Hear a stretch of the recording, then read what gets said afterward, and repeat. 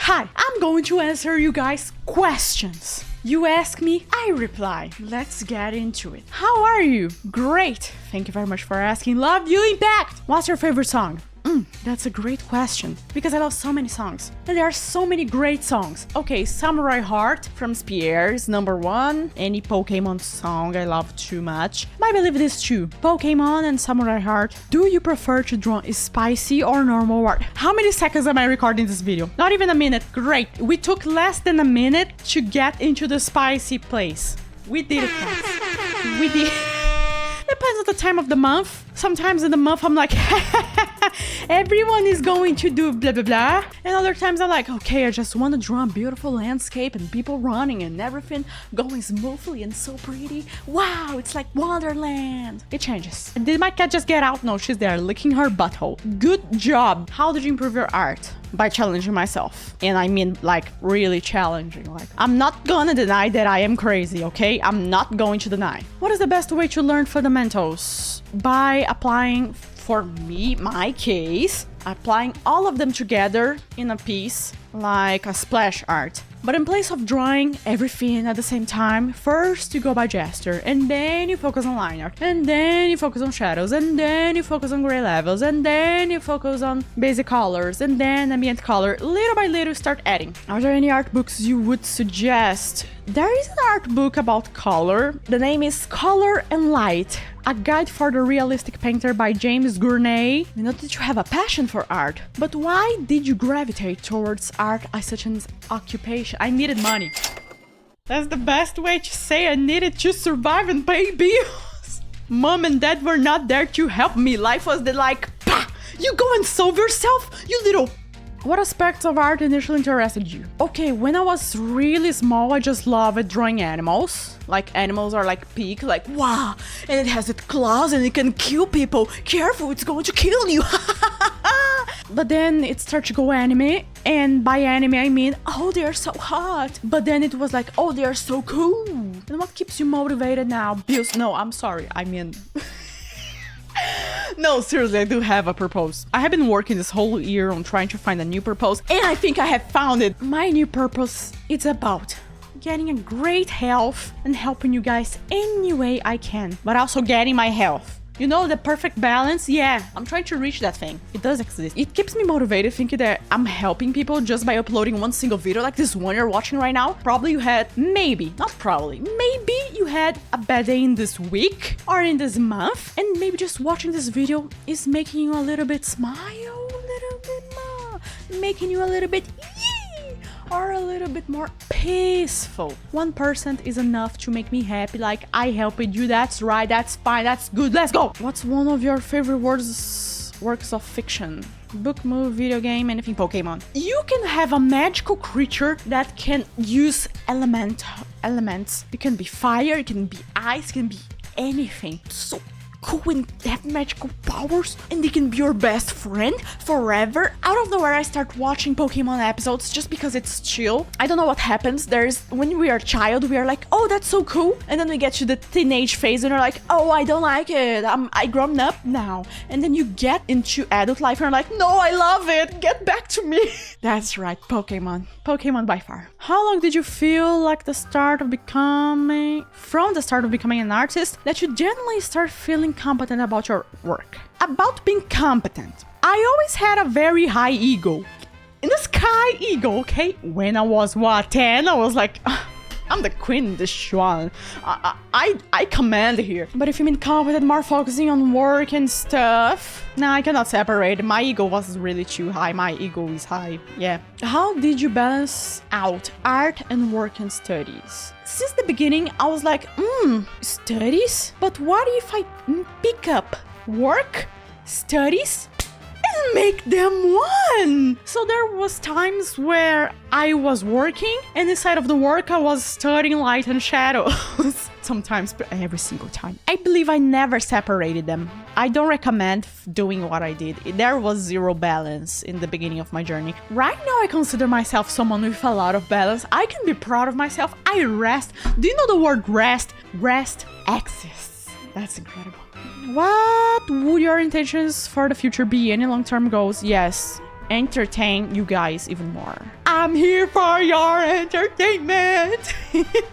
I just want to have fun in this community with you guys. That's it. If Pinocchio says, now my nose will grow, and his nose does not grow, is he lying and his nose should grow? But if his nose grows, is he telling the truth and therefore his nose should not grow? Okay, my explanation is going to be so boring, but I believe so much that maybe when he's lying, he gets nervous and maybe his body feels that he's nervous and then it makes the nose grows. So it will depend if he learns how to control that that emotion inside of him, because he can become a pro liar and nose never grow because his body will not demonstrate. Big brain, big brain. How long have you been drawing before selling? The first time that I sold an artwork, I was 11 or 12 years old. There was a girl in my classroom and she was like, oh, Justin Bieber, I love him. He's so cool. Can you draw him? I pay 5 reais. Can you? I love Justin Bieber. And I was like, sure, why not? And I drew it and I got my first payment, 5 reais. On today's money, without inflation adjustment, it would be only $1 and I'm still extremely proud of that. You can always sell your artwork. Just go and do it. Even if it's for $1, just go and have that first emotion, like the first barrier break, and then you're fine to go. Do you remember a single point or multiple key points where you look at your own artwork and realize it's finally happening? Yes, many.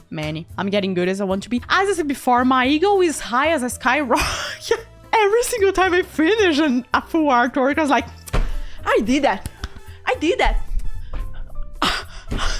I'm the best artist in this whole world. The biggest disappointment of your life. Oh, we are going to talk about this stuff here. I'm not going to give much into that, but me giving up on myself. Never give up on yourself. The world can give up on you, but you cannot give up on yourself. Do you live alone or with other people? With other people. I don't recommend living alone. I mean, only if you really make most of your day outside your home and really interact, seeing people and talking with them. That's the only case that I recommend living alone. But don't live alone. We are social beings. Even if you don't want, we need to socialize. It can be serious damage to your brain, to your whole body, to everything in you. Socialize. Even if it's a simple, hi, how are you doing? Do you have pets? I do.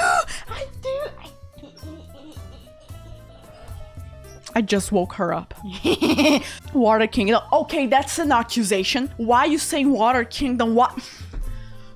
Just because I drink a little bit of water, 2 of this every single day, it doesn't mean that this is Water Kingdom. If you were to master any instrument in the world, what would it be? I would say piano because I play piano, but I want to be very good at it. But Baldur's Gate have not let me. I don't know how. Why? Why? What would you say is the best or one of the best ways to study art? By challenging yourself. Like there's a line between how challenging and how much you're having fun and everything. The more challenging, it can get less fun. Too challenging, you don't have that much fun. But there is that sweet spot that it's very challenging, but you're having fun. That's what happens when people enjoy a lot Dark Souls or any other game that is challenging them, or Mario, any game, and they're like, oh, that's challenging me, but I'm liking it. Me playing Hades, by the way. And you gotta find that sweet spot for you. Everyone have a different sweet spot. When we are starting out to train on drawing, our sweet spot tends to be very low. It tends to be very low right here. But the more you're training, the more you're challenging yourself, it starts to get up and up and up, and challenges start getting very crazy, and you're there challenging yourself on very crazy artworks like I do. It's something constant. It's about habit. You can do it. Other times of when you feel that your days have been doing manual, where nothing much happens that comes to you. There, where nothing much happens, no, I wish. My days are like an adventure anime. My days are adventure action.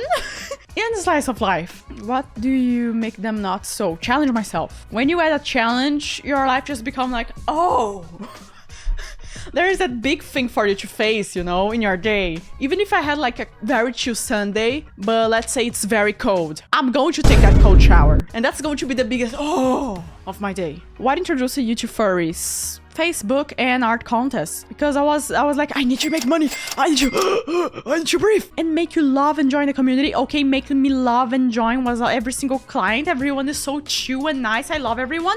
Everyone's just so cool. I love talking with you guys. What types of commission you do enjoy the most doing? Only the extremes. Very simple ones, because I can try to do a speed run. It's just like a game. I love applying game mentality to everything. The very simple ones, because I can just go speed run, like how fast can I do this in the best quality possible. And the most complex ones, the ones that I not say I don't like, but let's say I don't have the most fun of it, is the normal ones. I don't have so much challenge, and I cannot go so fast challenging myself. Would you say your form of working is a sustainable source of income? Yes. But if you're there, anyone there, if you think that my way of income is only drawing, don't think that is.